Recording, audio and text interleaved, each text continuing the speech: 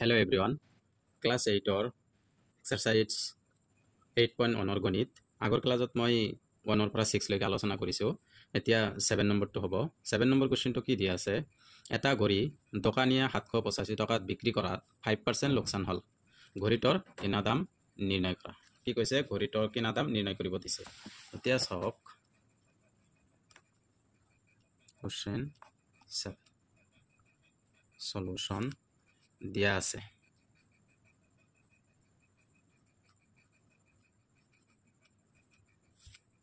দিয়া আছিল বেচা দাম কিমান দিয়া আছিল 785 টকা আৰু শতকৰা লাভ এই শতকৰা লোকসান শতকৰা কি লোকসান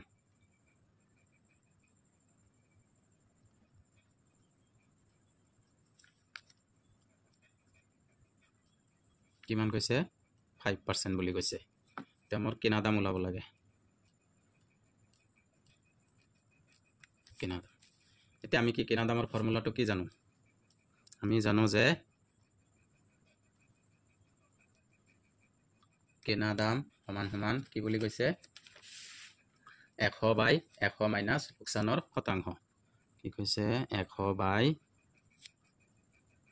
100 মাইনাছ লোকসানৰ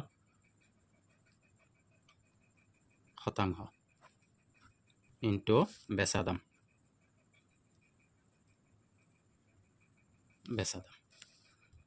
ঠিক আছে। এতিয়া 100 মাইনাছ লোকসানৰ শতাংশ কিমান পালো আমি 5% পাইছো।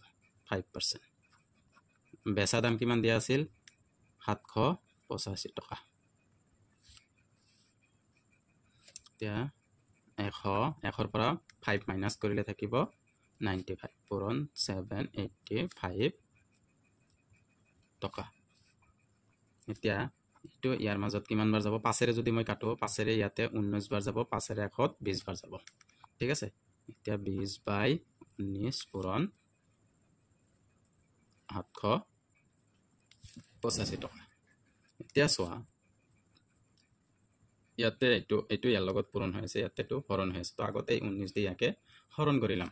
ঠিক আছে। এতিয়া মই হৰণটো এইটো সাইডতে কৰি দি আছো। এতিয়া চোৱা 7 8 5 19 ঠিক আছে।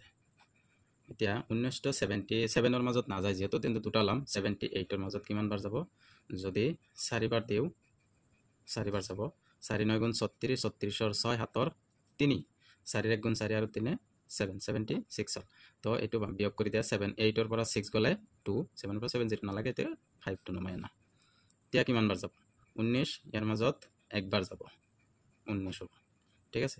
ইয়াতে 15 15 ৰ পৰা 9 গলে কিমান থাকে 6। ঠিক আছে। তো 1 ৰ পৰা 1 গলে 0 নালাগে। এতিয়া তো 6 ৰ মাজত হৰণ না যায় এটা দশমিক দিয়া দশমিক দিলে কি হ'ব 0 হ'ব। ইয়াতে যদি 3 বাৰ দিও 4 বাৰ দিলে এইখিনি হৈ যায় বেছি হৈ যায় তো 3 বাৰ দিম। ঠিক আছে। 3 9 গুণ 27 27 ৰ 7 7 2 3 ৰ 1 গুণ 3 আৰু 2 5 তো বিয়োগ কৰি দিয়া 10 ৰ পৰা 7 গলে 3 ইয়াতো নাথাকে আৰু এতিয়া আৰু এটা 0 বহাম 0 বহালে কিমান বাৰ যাব এইটো একবাৰ যাব একবাৰ গলে 19 হ'ব। বিয়োগ কৰিলে 1 আৰু ইয়াতে কিমান হ'ব 2 ৰ পৰা 1 গলে 1। ঠিক আছে। তো এনেকে যায়ে থাকিব ইমান আৰু ই নকৰো। এতিয়া মই ইয়াতে লিখি দিম এটো হৰণ কৰিলো কিমান 20 পূৰণ কিমান পাইছে হৰণটো 41.31 টকা। ঠিক আছে। তো এই দুটা কেতিয়া পূৰণ কৰি দিয়া শূন্যটো লিখিব নালাগে শূন্যটো থাকক আগত তো ডাইৰেক্ট 2 ৰে এইখিনি পূৰণ কৰিম 2 ৰ 1 গুণ 2। ঠিক আছে। শূন্যটো এটা লাগে শূন্যটো লাষ্টত বহাব লাগে তো বহাই দিলো মই আৰু 2 3 গুণ 6 2 ৰ 1 গুণ 2 2 4 গুণ 8। ঠিক আছে। তো আমাৰ দশমিক কেই ঘৰ পিছত আছিল 1 ঘৰ 2 ঘৰ 1 ঘৰ 2 ঘৰ ইয়াতে এটা দশমিক বহাই দিয়া এতেকে কিমান পাইছো 826.20 টকা। ঠিক আছে। এতেকে মই কি লিখিম কি ওলাব দিছিল কিনা দাম সমান সমান কিমান পাইছো 826.20 টকা। আশা কৰো সবে বুজি পাইছা। আৰু ভিডিঅ' ভাল লাগিলে লাইক কৰিবা, কমেণ্ট কৰিবা আৰু ছাবস্ক্ৰাইব কৰিবলৈ নাপাহৰিবা। এতিয়া 7 নম্বৰটো হৈ গ'ল। এতিয়া হ'ল 8 নম্বৰ। কি কৈছে, যদি 10টা বস্তুৰ বেচা দাম 11টা একে বস্তুৰ কিনা দামৰ সমান হয় তেন্তে শতকৰা লাভ বা লোকচান নিৰ্ণয় কৰা। এতিয়া চোৱা, ইয়াতে কৈছে 10টা বস্তু, যিহেতু 10টা বস্তুৰ বেচা দাম 11টা একে বস্তুৰ কিনা দামৰ সমান, তেন্তে শতকৰা লাভ বা লোকচান কিমান হ'ল সেইখিনি নিৰ্ণয় কৰিব দিছে। এতিয়া চোৱা,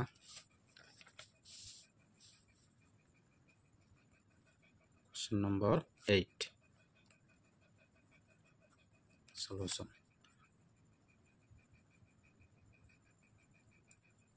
ধৰা হ'ল এটা বস্তুৰ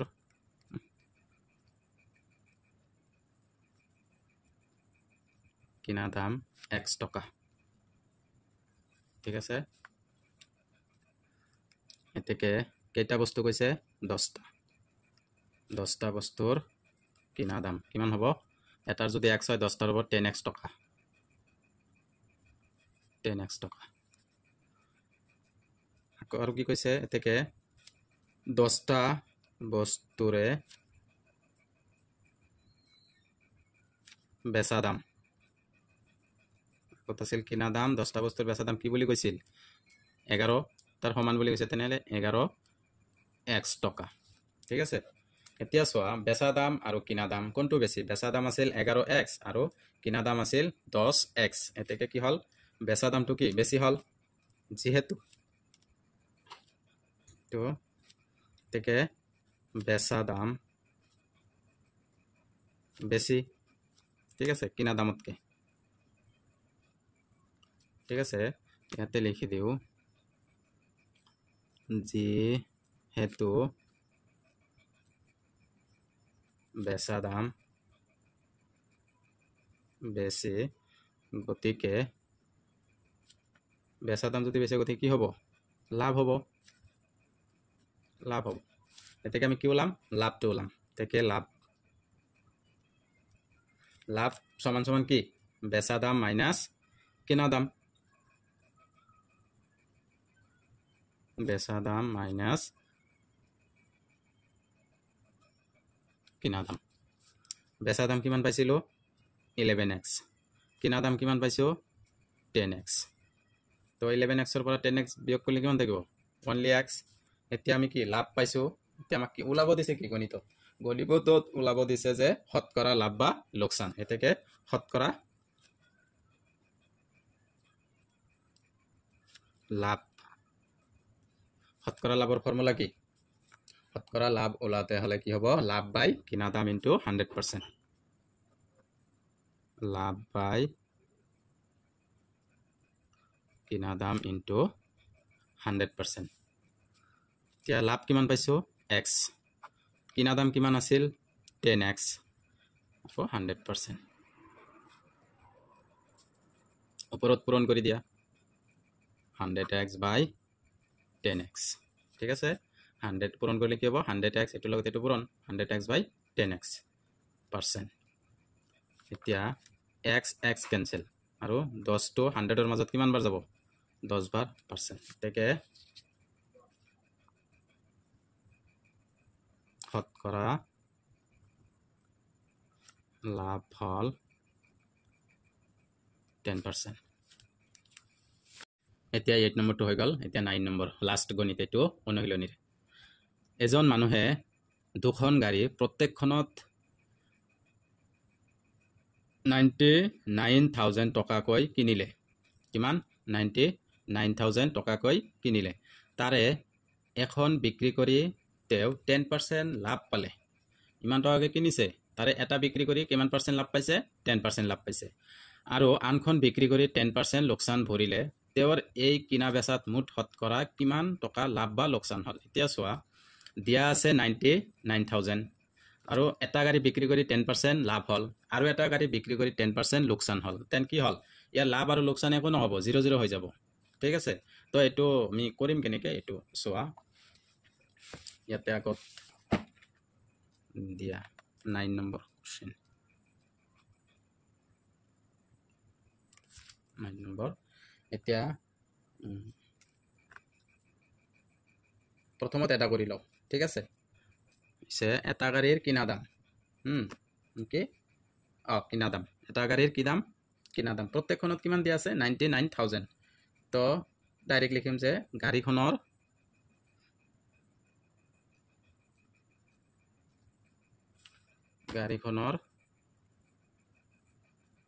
কিনা দাম কিমান দিয়া আছে 99000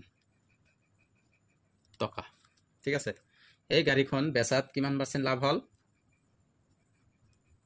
লাভ 10% কৰিছে ঠিক আছে ইয়াত কি ওলাম প্ৰথমত বেচা দাম ওলাম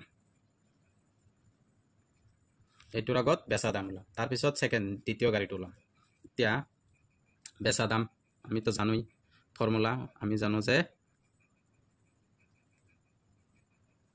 বেচা দাম এটো প্ৰথম গাড়ী ঠিক আছে প্ৰথম গাড়ীখনৰ কিনা দাম ইমান হল প্ৰথম গাড়ীৰ ক্ষেত্ৰত এটো ওলাইছো বেচা দাম সমান সমান কিমান হ'ব বেচা দামৰ ফৰ্মুলা কি আছিল কিমান কৰিছে এটো লাভ কৰিছে কিনিছে ইমান দি লাভ কৰিছে ইমান দি তো এতিয়া বেচা দাম ওলাব লাগে তো 100 প্লাস লাভৰ শতাংশ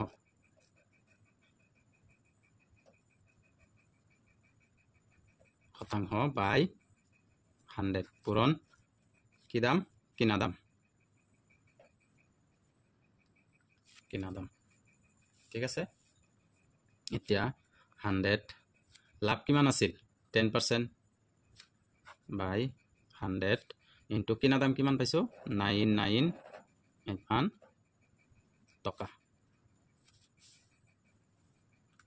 এতিয়া যোগ কৰি দিয়া 9900 ইমান টকা এতিয়া চোৱা এইটো শূন্য এইটো শূন্য এইটো শূন্য এইটো শূন্য কাটিলো তো এইটো ইয়াৰ লগত পূৰণ হৈ আছে ঠিক আছে তো পূৰণটো ইয়াতে কৰি দিও শূন্য দুটা থাকক আকত 991 দি পূৰণ কৰো ঠিক আছে 9 অন যা 9 1 on 9 যা 9 এইটো 9 এইটো 9 হ'ব ঠিক আছে তো 9 থাকিল 9 9 18 8 হাতত 1 আৰু 9 10 কিমান হলাল 1089 আৰু ইয়াতে এটা শূন্য আছিল তো ইয়াতে শূন্য এটো এটা প্ৰথম গাড়ীৰ বেচা দাম আমি পাই গলো এতিয়া আকৌ দ্বিতীয় গাড়ীৰ ক্ষেত্ৰত আকৌ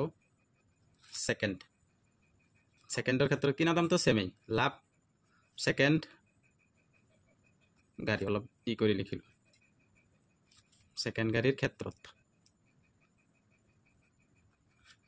লাভ হোৱা নাই তেতিয়া কি হৈছিল লোকসান হৈছিল লোকসান কিমান আছিল 10% তো এই ক্ষেত্ৰত কি ওলাব লাগে বেচা দাম ওলাব লাগে ঠিক আছে তো বেচা দাম আমি জানো কি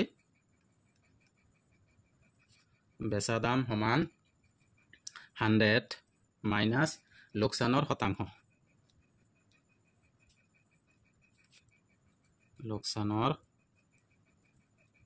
শতাংশ বাই 100 ইনটু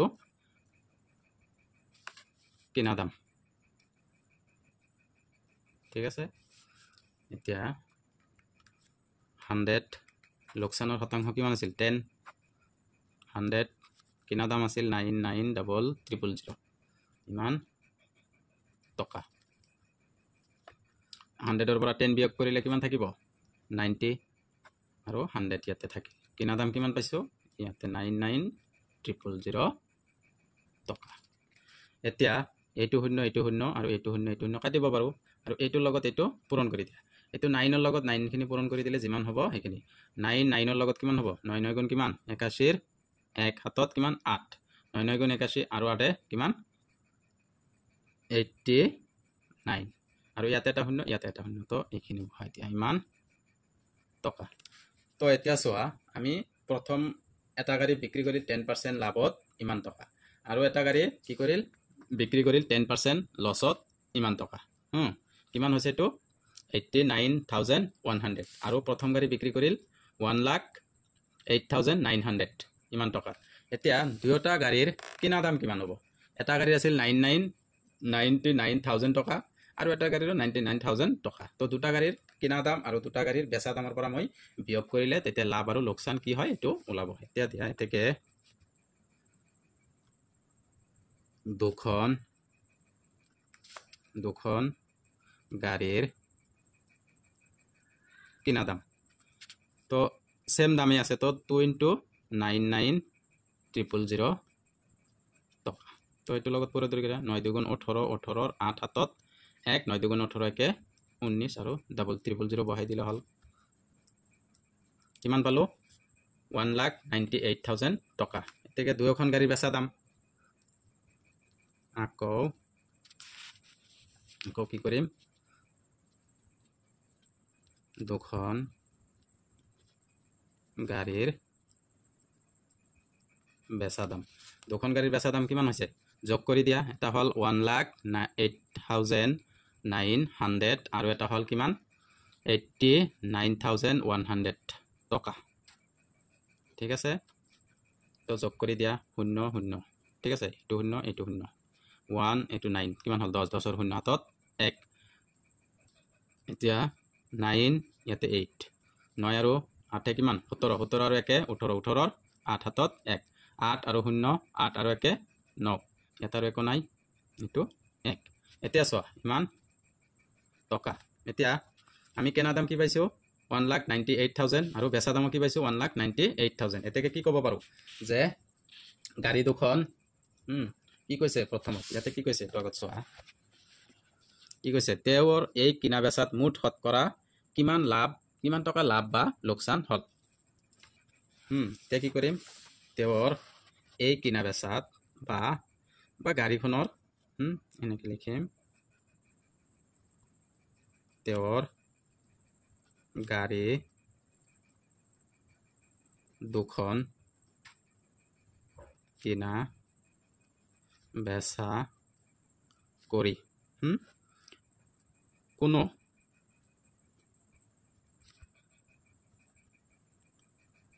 লাভ বা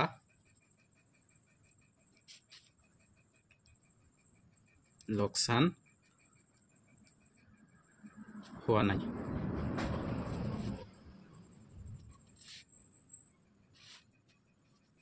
ঠিক আছে